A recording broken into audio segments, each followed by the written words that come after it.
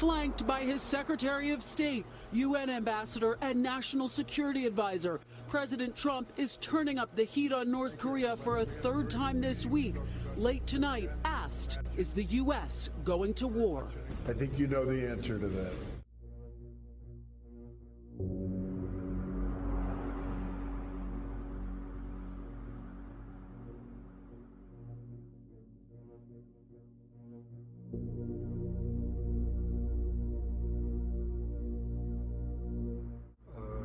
He has disrespected our country greatly.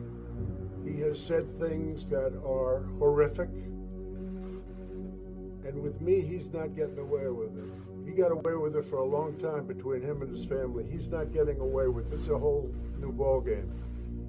And he's not going to be saying those things, and he's certainly not going to be doing those things. I read about we're in Guam by August 15th. Let's see what he does with Guam. He does something in Guam, it will be an event the likes of which nobody's seen before. What will happen in North Korea? It's not a dare, it's a statement. It has nothing to do with dare. That's a statement. Today on the sun-drenched beaches of Guam, a tale of two islands. Tourists enjoying vacation, while Homeland Security officials issue stark warnings. What to do if North Korea carries out its threat to lob 4 ballistic missiles in this direction. In the event of a missile attack, do not look at the flash or fireball. It can blind you.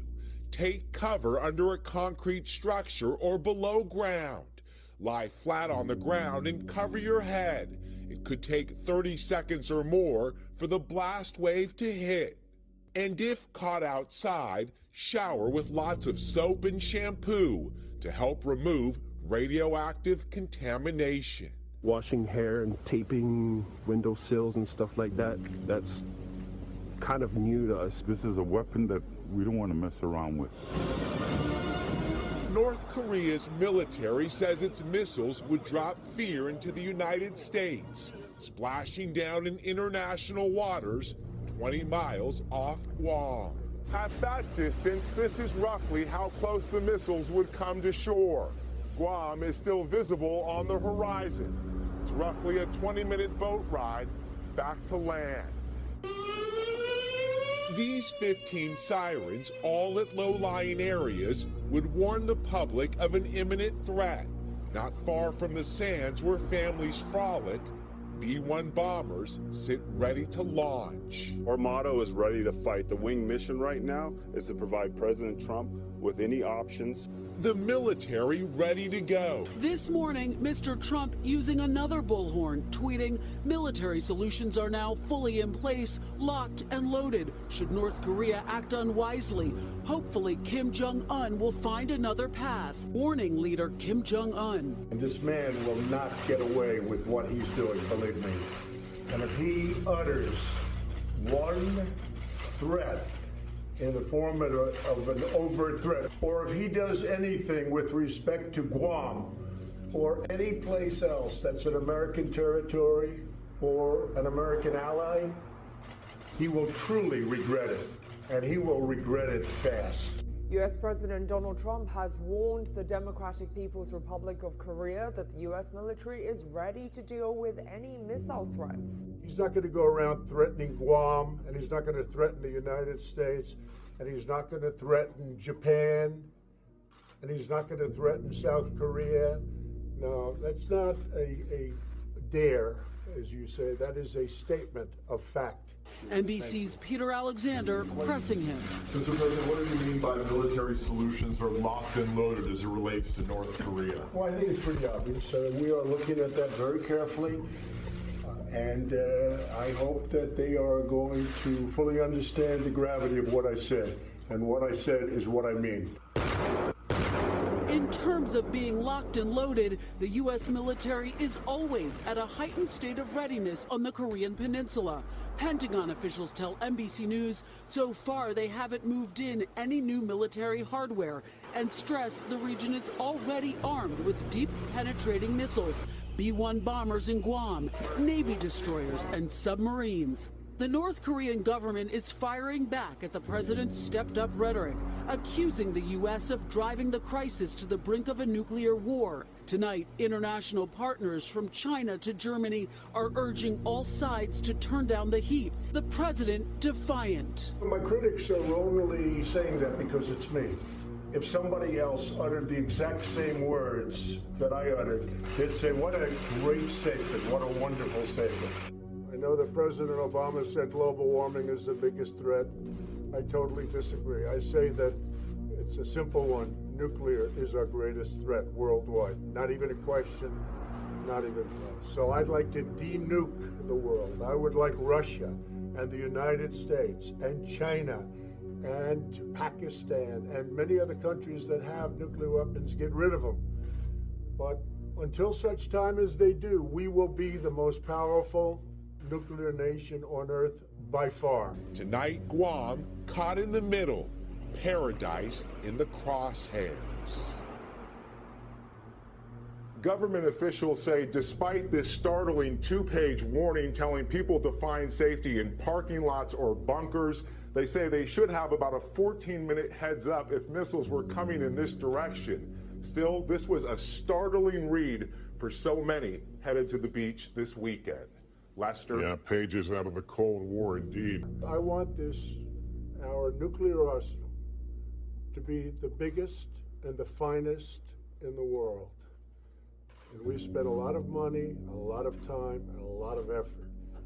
And it's in tip-top shape and getting better and getting stronger. And until such time as this scourge disappears, we will be so much better and so much stronger than anybody else. And nobody, including North Korea, is going to be threatening us. North Korea has revealed further details of its plan to fire ballistic missiles into the sea near Guam. It's now specifying it will launch 4 intermediate-range missiles in the coming days. While most experts believe this is yet another bargaining chip for the regime's political gains, South Korea's military has sent out a strong warning against Pyongyang. Kwon Jang-ho starts us off.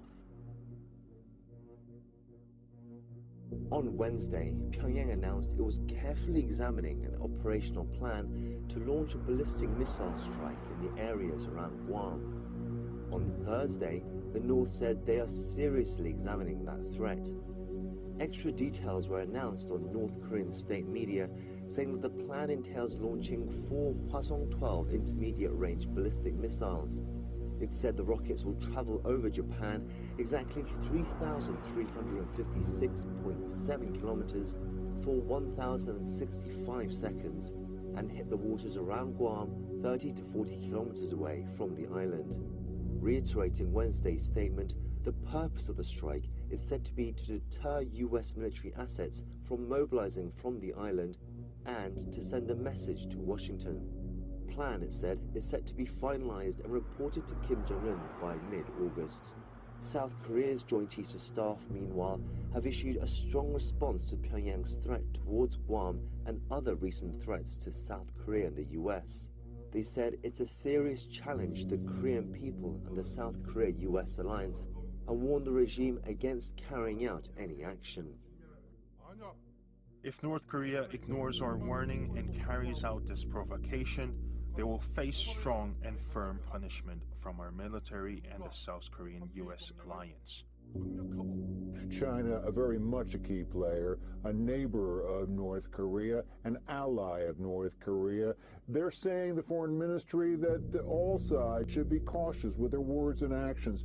They do say that through the state media that if North Korea strikes first, they will stay on the sidelines. They will stay neutral. But if the United States and South Korea stage their own preemptive strike, then China will, in the words of the media, prevent it. Another ally of the United States weighing in proximity to all this, Australia, its prime minister saying that if anything goes down, it stands shoulder to shoulder with the United States. Bill. And is there more reaction from the Korean peninsula, Greg?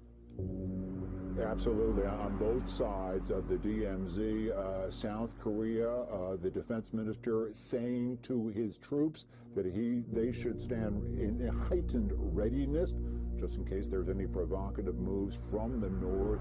He underscored, and we just heard from the Pentagon also underscoring that starting August 21st, U.S. and South Korean forces will stage joint military exercises as planned.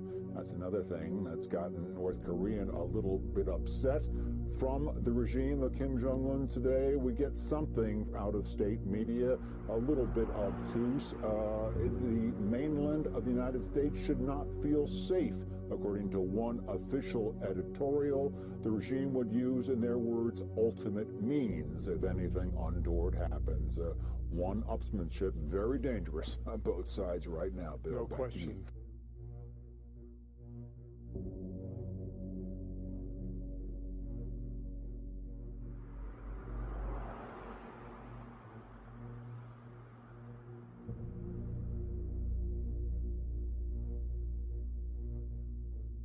I would like to denuke the world.